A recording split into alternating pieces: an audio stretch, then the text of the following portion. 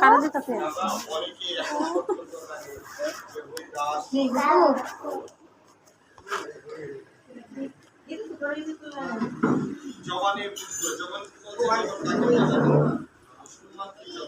দাদা উপরে যাইতে গেলে যাওয়ান গিয়ে ফাঁকাতে যাওয়ান গিয়ে দিতে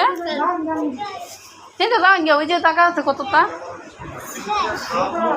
এমএ কি কত কাউন্ট শেষ বলছি হরিদাস যখন জন্ম নিল, জন্ম নেওয়ার পরপরই তার ব্রাহ্মণ পিতা দেহত্যাগ করলেন। দেহত্যাগ তো বুঝেন, মানে মৃত্যুবরণ করলেন। কার আয়ু কখন চলে যায়? বলছে আমাদের আয়ু মাত্র 7 দিন। এই 7 দিন সময়ের মধ্যে কেন মৃত্যুকালে আমাদের কি করা প্রয়োজন? পরীক্ষিত মহারাজের বলতেছে যে হেন 7 দিন সময়ের মধ্যে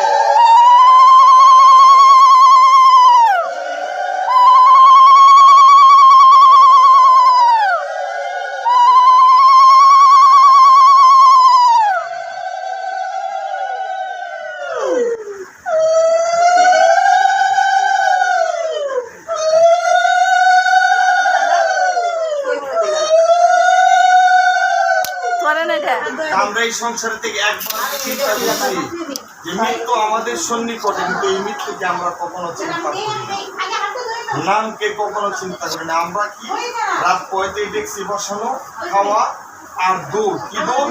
অর্থ উপার্জনের জন্য। আর কামনা বাসনা, কিসের কামনা বাসনা? এটা একটা 5তলা বিল্ডিং দেখলাম, ব্রেক করলাম, এই বিল্ডিংটা যদি আমি বানাতে পারতাম। বলছে এটি আপনার ভাব, পরনিন্দা, পরচর্চা, পর কাতরতা। বলছে এটি আপনার জীবনের সর্বনিম্ন অধমের কাইতে আমরা পাপ করতাম। তাহলে তার পিতা ব্রাহ্মণ তিনি করলেন কি?